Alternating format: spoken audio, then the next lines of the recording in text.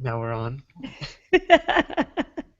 And yes, we are on. We are on for another awesome episode of the Shut Up Show. I'm your host, the crazy robotic dancing host, Bernie Shung. It never gets old, you guys. It never gets old doing my stupid robot dance before every episode. But hey, I've got to have some skills, right? If I can't be the best podcaster, I'm going to be the best robot dancer. But anyway, enough about me. This is not about me today. We've brought on an amazing guest today on the Shut Up Show, somebody who I know I've stumbled upon him before. He's been on a bunch of podcasts. He's made a lot of traction in social media, but even greater, we'll talk about that, I'm sure. But even greater, this person was connected to me through a mastermind friend of mine, Charlie Posnick, who said, I know somebody who's perfect for you to have as a resource because you're a new author, and as well as being a great guest for your show. And so anytime a friend tells me that I need to meet somebody, I jump on it. And there we have it. We ended up getting Nick Loper of Side Hustle Nation and the Side Hustle Show. Welcome to the show, Nick. Thanks, Bernie. What's going on? What's your book about?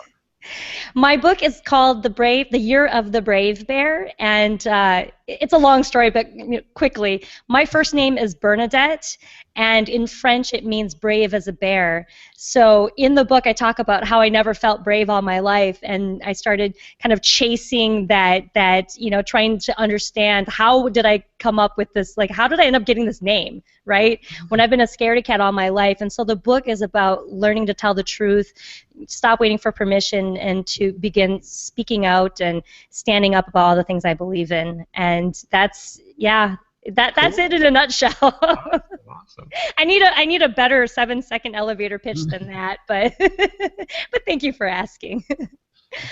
So Nick, again, welcome to the show. We're so excited here. If you're joining us as a new Shut Up Show listener or a new person in the Brave Bear community, what we're doing here is we're having a conversation about navigating through fear. You know, we as solo entrepreneurs or people who have been desiring to build your own business, it's a rough road, you guys. It's a rough road emotionally and mentally. I can attest to that. I've been doing this for 7+ years. I've been doing this podcast for over 18 months now, and every single week I'm still afraid, regardless of how many amazing entrepreneurs I get to talk to every single week. So you're not alone. And we bring in people who are not only smart about, their subject matter area, but then who are also saying, you know what, I'm scared too.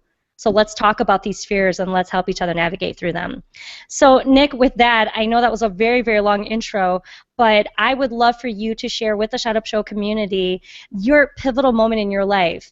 Maybe the time when you can remember the most where you realize, holy crap, enough is enough, this is it, and I'm going to go start doing that thing I've been talking about. If you could share that with us and tell us how you got to the work you're doing today, that'd be amazing. Wow. Well, it is a stressful road, and I'm glad you bring that up. I like, I joke everybody. I used to have hair. I pulled my hair out doing this stuff. It's so there are probably several pivotal moments, but I'll share a couple. The first one is in college. I accepted this internship for they called it a college painting company. And so what they would do, they assign you a territory, they assign you a zip code, and say, over the course of the summer, it's your job to paint as many houses in this territory as humanly possible. And they give you some, sales training and some paint training, and then they just kind of set you loose and say, go to town, you're going to have to hire people, you're going to have to do this, this, and this. And I remember, like, I went to school in Seattle, and that's where I grew up. And so I'm sitting there in my truck in, like, a cold, like, rainy March evening. And the way you would get clients is cold calling, door to door, knocking on doors, ringing doorbells, and being like, "Hey, I'm Nick. I'm gonna, be painting a ton of houses in the neighborhood over the summer. Can I stop by and give you a free estimate this weekend?" And he was just like, I remember sitting in the truck, like I scoped out a neighborhood I think is going to be a good, it looks promising, like single family houses, and like, okay, it seems reasonable. And just like trying to psych myself up to get out of the car and go ring that first doorbell, and like practicing my spiel. And it was just like, because nobody comes to the door anymore, like it's so weird, and Well, And unless even more, maybe like you're with Jehovah's Witness or something like that. yeah, it's like all of a sudden somebody rings the doorbell, like, oh, I wonder who's here. Like, is my friend here for some reason? Like, why wouldn't they text first? But and so it's like it's very disruptive, it's very personal, and I was really kind of conscious of that, and that was a tough barrier to break down. But it was the realization, like, look, nothing's ever going to happen if I keep sitting in this truck, like, getting nervous about this. And so it was kind of in the first house, I think, finally built up the nerve, and I think nobody was home at the first house. It's like, phew, like, okay, that was okay. And then so you go to the next one, and they probably are like, no, go away. And you're like, well, I'm still alive. It's not life threatening. And you kind of just work your way down the street. What I would do, I would run in between the houses or jog in between the houses because I figured, number one, that was a productivity hack. I could get more done. I could get through the neighborhood faster, and it would be, it would look more it would look more enthusiastic. Somebody jogging up to the doorway versus somebody like, trudging up the driveway with a clipboard. And so I think that probably played into my favor. Like, whatever this guy is selling, it must be great because he's like, really, really trying to bust it out in between the houses. And so that was, kind of the first sales experience in a way. And that was, I think, an important one to get over. And the kind of at the end of the summer, so you go through the summer and, like, never mind actually having to paint the houses. That's a whole another challenge in itself, and everything that can go wrong will go wrong. But at the end of the summer, on the company's like intranet, for all the interns to kind of like post their, stats and war stories and stuff like that, they post an article that says, "Hey, we're sorry we ruined your life."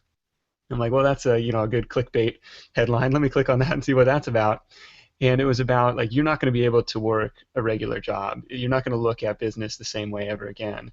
And it was so, so true. You're just, in that way, it's like once you've had that taste of the, the thrill of closing a deal, or the entrepreneurship spirit, it was really tough to go back. And so I did end up getting a corporate job after, after college, because that's what you do. And so the other pivotal moment that I'll share was, so I moved across the country. I moved from Seattle to the Washington D.C. area, and was just like, what am I gonna do? Like, nights and weekends, and didn't really know anybody outside of work. And it's like, okay, it's fun to hang out with these people, but you can't do that every night. And I don't want to be the person who's like sitting around watching TV. So that's when I decided to make the investment, or really get more into the affiliate marketing world, the online marketing world. And that was when I had the original version of ShoeSniper.com built. That was my first real side hustle, and that was a big bet at the time, because it was like a $10,000 development cost.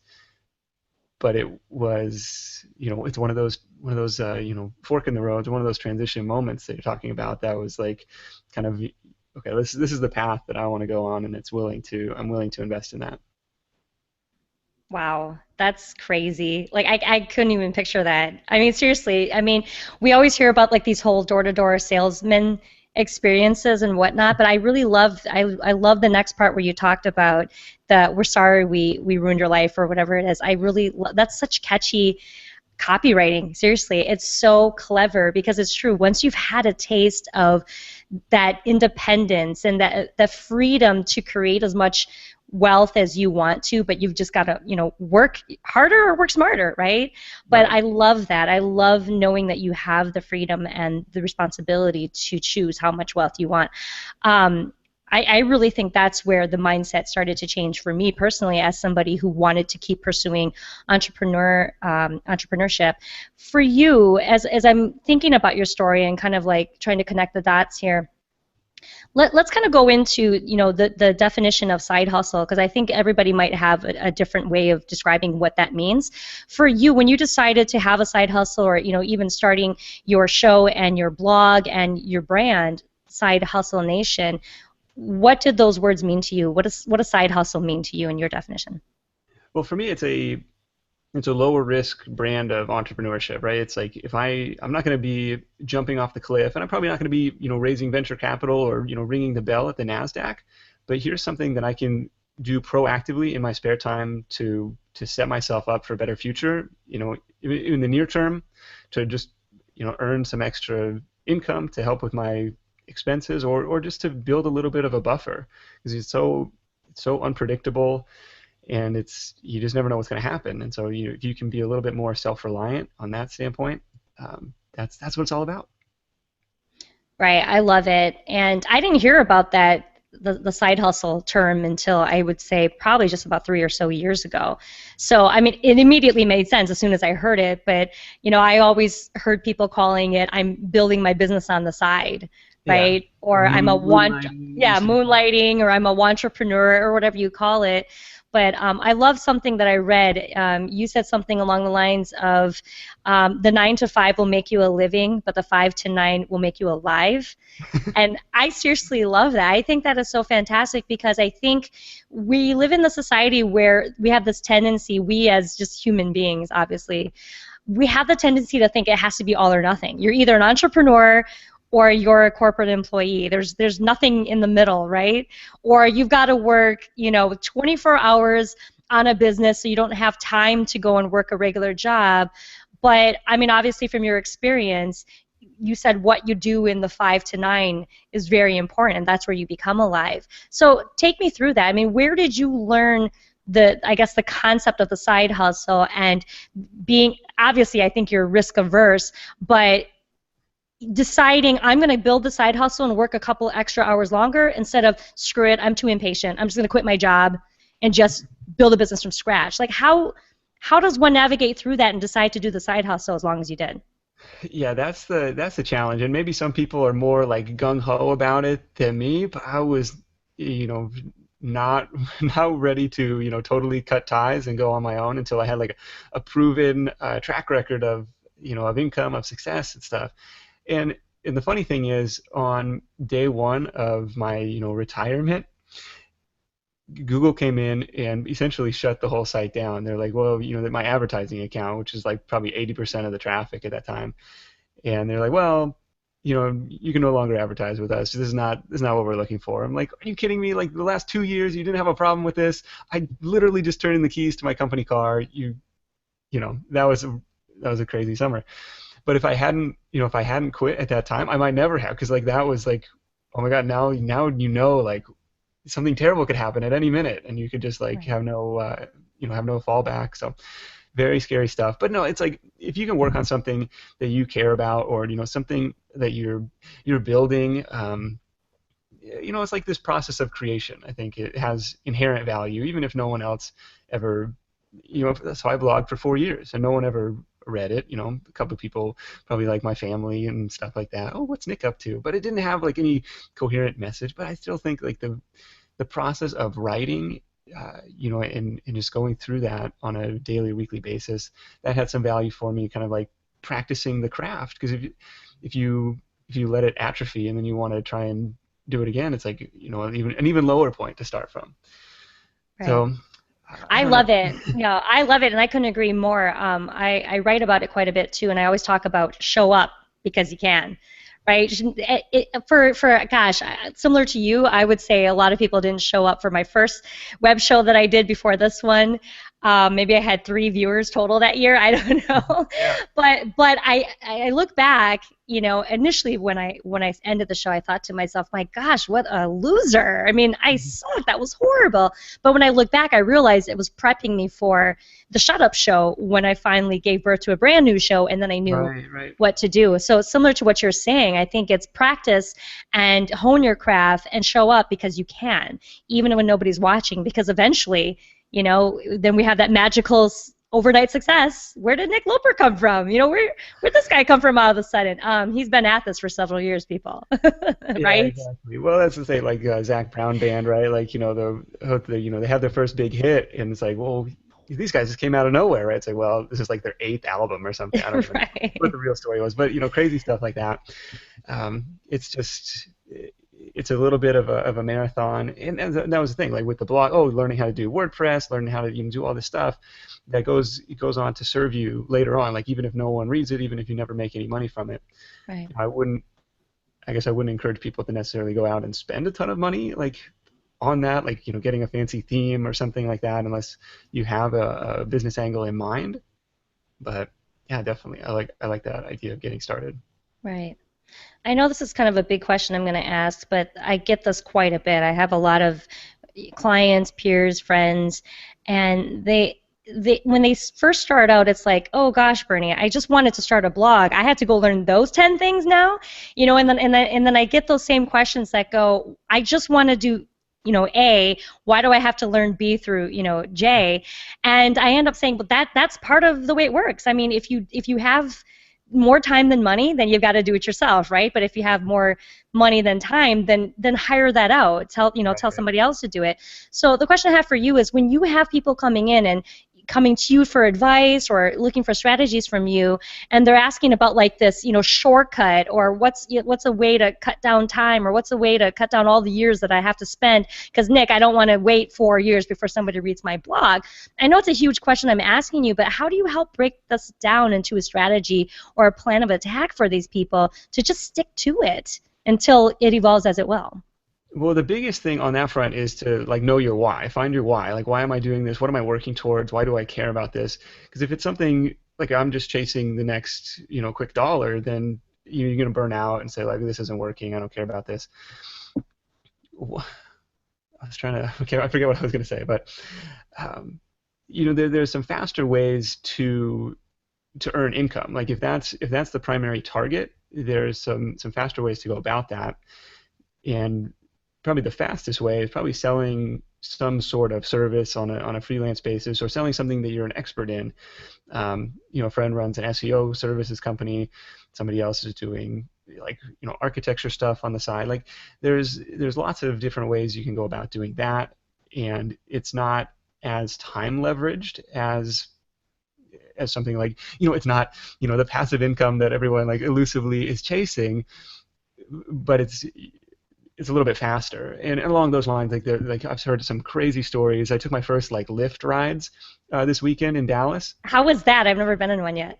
It was super easy. It was super cool. I was talking with the guys, and they're saying, whether this is a full-time thing, whether this is a side hustle, and one guy is like up to 30 hours a week doing it. Another guy I met, he's like, oh, I drive a couple hours in the morning, I drive a couple hours after work, and it's just like one of these things. And so something like that, you kind of built in, with the new technology, the sharing economy, the Airbnb stuff like that. Like that's another fast way to get started with a side hustle.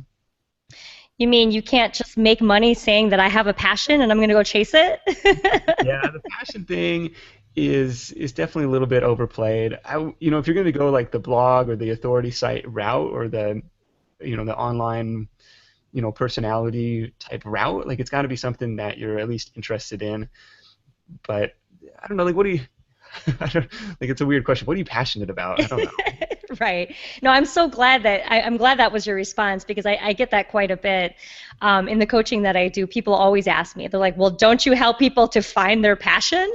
Don't you Yeah. help people to make money, using their passion? And I'm just like, what is that? I mean, how can that even be a tangible activity? I mean, I don't understand it. So I always tell people, you can't find your passion. It's not hiding anywhere underneath a rock.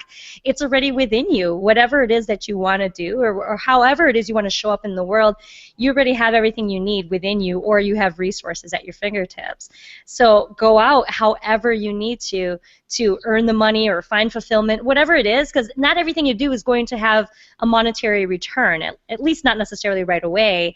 And some things that you're passionate about aren't necessarily the job you're going to have or the business you're going to build. Right. So, Like I so could be I, really, really passionate about baseball, but no one is ever going to pay me to play catcher for the Mariners. It's just not going to happen. That ship has sailed. So it's yeah. gotta have value to somebody else. So Right, right. So as we talk about that a little bit more, I know we're kind of, tongue in cheek here, but I think these are important topics to talk about, because I think that is where a lot of people get confused about, I'm going to start a business because it's something I'm passionate about. And that's fine. I think there's nothing wrong with that, but I don't think that the passion alone can carry your business plan to be executed in a way where you can monetize smart passive income and live on a beach in Malibu, right? I mean, unless there's something very tangible in there you can offer your audience. So let's talk a little bit more about the work you do with Side Hustle Nation, even your show, your blog, wherever you want to take this conversation. But I'm curious to find out how everything that you've done up to this point, right? evolved into now this massive movement where you're helping people as the authority figure in helping them build their side hustle and obviously sustain the side hustle until they see it grow. Right. Well, we just got done bashing, passion projects, passion businesses. And like there was like some soul searching last spring. It was like, what do I care about? What do I want to be known for online? What do I want people to find when they search for me, right? And the idea of this, helping people who are working corporate or who want to find an escape route or want to find something a more productive way to spend their time. Like that was really exciting to me because that was my story. Like for me, it was like 3 years of nights and weekends before I felt comfortable quitting my job, and to show people, it's not. And the fun part is now I've got an excuse to like try out all these different fun things. Talk to a bunch of people on the podcast, and see what works, see what doesn't, and like as an example, like my most recent experiment has been with LinkedIn, like trying to see if I can generate traffic from LinkedIn, right? And I was looking at the numbers like last 30 days, 0.5% of my traffic comes from LinkedIn. I was like, I had like this whole elaborate setup in Hootsuite, like I'm going to post all these like, evergreen articles to these different groups, and it just, it didn't happen, and that's fine too. So I'll share the results of that just Real quick, alongside going. can I guess where your traffic's probably coming from? Go ahead. Facebook? Very little from Facebook. Really? Oh, Yeah, that mostly. shocks me. I don't know. I can bring up the analytics. It's like mostly. Mine comes from Facebook, and I hate Facebook. I seriously hate Facebook. It's like that chicken and the egg thing, but I can't stop because that's where everybody's engaging with me. Well, that's pretty good. I don't know. Like, and this was something that came out of the conference this weekend. And I Okay. don't know, do you run a Facebook page or a Facebook group? Yes, yes. Both? Both. Okay. Because that's the thing. I just have the Facebook page, and you'll post, and it's like, okay, great. 120 people saw this. And it's like, well, and it seems like more of a broadcast than Right. anything else. It's kind of annoying. So I don't know. I'm working on some different things. Okay, anyway, carry on. All right, here's traffic. 24% or 24% direct, 50% organic, and looks like the rest, the other quarter would be social and referral.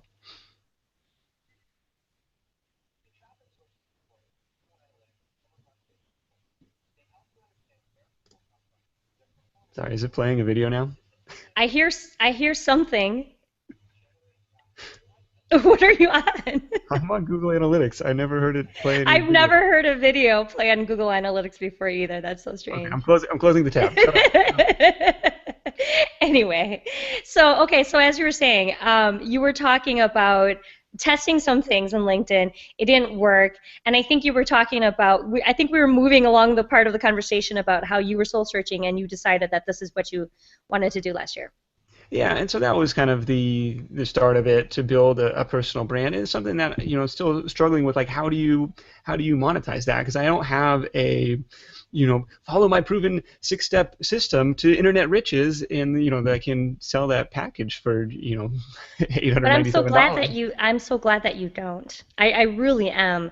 I can't tell you enough how many people I see out there right now, and I don't know these people personally. I've seen their names pop up quite a bit. And I'm very happy for people to reach the level of success that they want to the way they need to.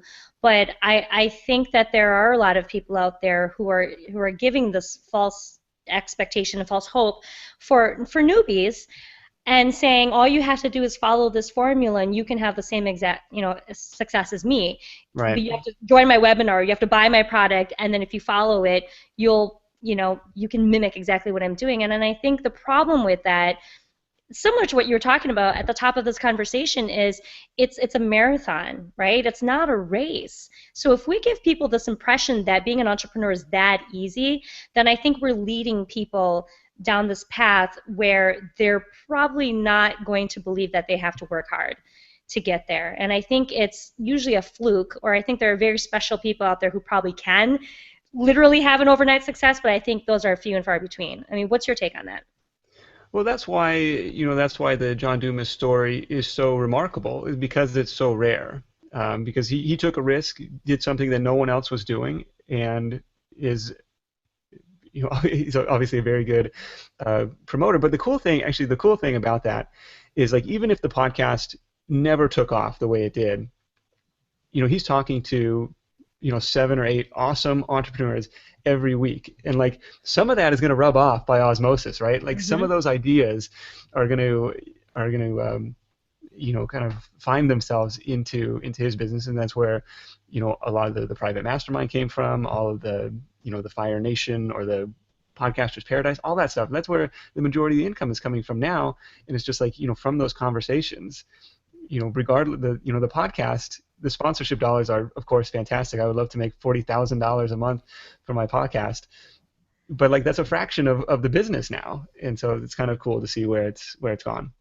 Right, right. No, I think that's a great example. John has definitely done something amazing. And I think to remind other people too, I think this is still part of that conversation about overnight success.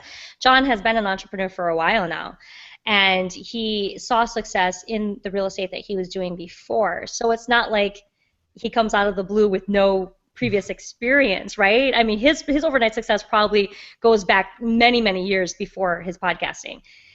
Right. Well, So, he's got like military experience to fall back on, the real estate right, experience to fall back right. on, and I think correct me if I'm wrong, but like a six-figure buffer to be like, okay, I'm going to take a chance and roll the dice to see if this is going to work. Correct.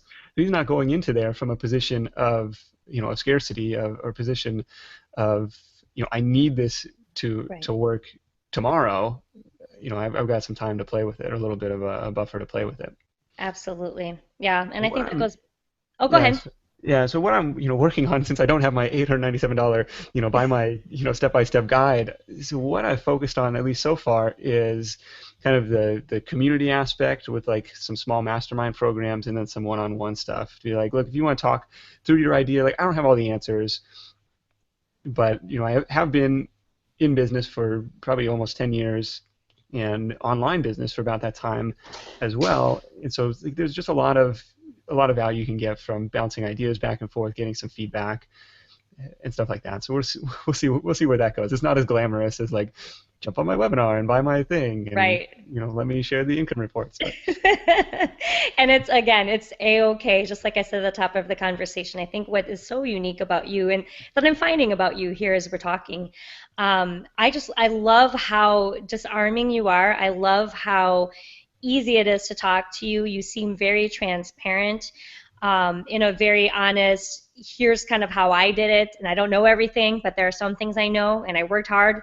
and I was risk averse, I was scared, right? And I'm sure you're still scared now. But the really cool thing is I love that you position yourself as the side hustle guy. Like, I don't know if anybody's called you that, but when I think of Nick Loper now, I'm like, oh, he's a side hustle dude. Like that's who I would refer people to if anybody was talking about, oh, how do I build a side hustle, or oh, how do I nice, make it nice. through, My, right? my, my branding is working. Nice. Exactly, exactly. Because even if I don't remember you exactly, I'm like, oh yeah, I talked to Nick, that side hustle dude. Here, Mhm. I'll tell you how to get to his website. But we've talked here a lot about different strategies for the mindset. We talked about tangible things that you did to navigate through your fear. But I somehow have a feeling that fear doesn't ever really go away. No matter how good we get at it, I feel like we can't remove fear completely, nor should we, because in my situation and a lot of people who talk to me here on the show, fear sometimes fuels us to be creative and to do riskier things and to put ourselves out there the way we probably wouldn't if we didn't have that urgency. So the question I have for you right now is the magic question of the hour. So Nick, what are you afraid of right now? What I'm afraid of right now is the same thing I've been afraid of for years. Like it's a fear of making the wrong choice. And I was talking with John Acuff, and it's like the subtitle of his book, like punching fear in the face. And so people will ask him, like, what's it like to be done with fear? And he's like, you got to be kidding me. Like, it's a companion on your journey every step of the way. And what I mean by like fear of making the wrong choice, like I grew up in the standardized test generation, right? It's like very much like fill in the right bubbles, follow these steps, and there's a lot of like validation. I was addicted to the validation from those tests. Like those were the best days in school. Oh, we're getting our tests back today. Like, oh yeah, I crushed that one. And it Somehow, just I guess you were an overachiever too, weren't you, Nick? I was a good student. School came relatively easy for because it was like it was a formula you could follow, and probably 90% of it was just showing up, and so that was we figured out how to do well in school. But like as an adult, like there's this fear of making the wrong choice, and in like probably the biggest one that that still weighs on my wife and I is like the real estate decision. So making the wrong choice, buying a house in 2007, wrong choice, and now selling that house in 2012 or something has also turned out to be the wrong choice. It's like because now it was like the market was tanking, and now it's like skyrocketing back up, and we're just like so it kind of makes you gun shy on on a lot, like pulling the trigger on any of these quote unquote like big decisions. But the Right. way I don't know if there's a good like workaround. Like in this is a really cool book. It's called like the 10 distinctions between millionaires and the middle class, and he talks about how millionaires view risk. And they ask these three questions. What's the best case scenario? What's the best thing that can happen? What's the most likely thing to happen? And what's the worst thing that can happen? He's like, if the most likely thing is a positive, and you can live with the worst thing, like that's not going to bankrupt your family or put you out on the street or whatever, like maybe that's a risk worth taking. And it's just we think about like the decision, should I start a blog? It's like it's not life threatening, yes or no, but it could be life changing. Like it's like these little things. There's big upside and probably very little downside to a lot of the decisions we look at. Right. No, that's great. And can you repeat the name of that book again? It's called The Top 10 Distinctions Between Millionaires and the Middle Class. Oh, that's It's a bit awesome. of I'll have to check it out. That sounds really a- interesting. Because it goes back to that conversation about mindset, right? I mean, like to get in the head of someone who has reached monetary and financial success, and I'm sure, other awesome goals in their lives too. I think it comes back to when you take a look at a champion athlete, for example. I mean, we have the tendency to talk about Tiger Woods quite a bit in our society. So it's like it's always the mindset, isn't it? I mean, would you agree with that, Nick? Where you strengthen the mindset muscles in order for you to even get to a place where you can even feel comfortable and confident and responsible enough to own the other things that come with that. What do you think? There is a mindset. I'm glad you brought that up because it's like I like to talk about the experimenter's mindset. The think like a scientist. On any if it's related to side hustle, related to whatever is going on, because like the scientist in the lab, you think he's like got his test tubes and stuff. His experiment never really fails. It either just proves or disproves his hypothesis. And so we were talking about this LinkedIn deal. I had a hypothesis I could get some good traffic from LinkedIn, and I did not prove that. It kind of like lessens the sting of failure because it's like, hey, I'm gonna try this out. If it works, great. If it doesn't, that's okay too. I'm gonna lesson learned. So that's, I guess, something I like to try and I advocate. like that. And I think I've heard that before, thinking like a scientist. But I'm Yeah. glad that you reminded us about that conversation because it reminds me of all of the engineers I brought on the show. Pretty much the majority of them are really good at rejection because they see it as like a science project. Like they've told me it, they've explained it to me like that. And I'm like, what? That doesn't, like I get it, but like I don't get it emotionally because I'm not, engineering at all. I'm not very mechanical or science driven at all. But they're like, I don't see it as anything personal. They're like, I see it as I've got to go and hit. I talked to Jia Zhang, by the way, who spoke at World Domination Summit, and he's the Oh, cool. rejection therapy guy. So when I asked him about that, he's like, I saw it as I need to hit 100 rejection, interactions in order for me to succeed at my experiment, which was to get rejected 100 times. And for me, like I'm sitting here like my heart's pumping in my chest, going, oh my gosh, I have to get rejected 100 times. Wow, But for him, it's like, oh, the faster I get there, the better. Then I finish my project. And I think that is interesting to be able to look things more of like a science project or a science experiment rather than taking it personally. Because I feel like the taking it personally part is probably the part where we fear being rejected And then that's probably the part where we are reluctant to go out and ask people for help or for money or put ourselves out there to begin with.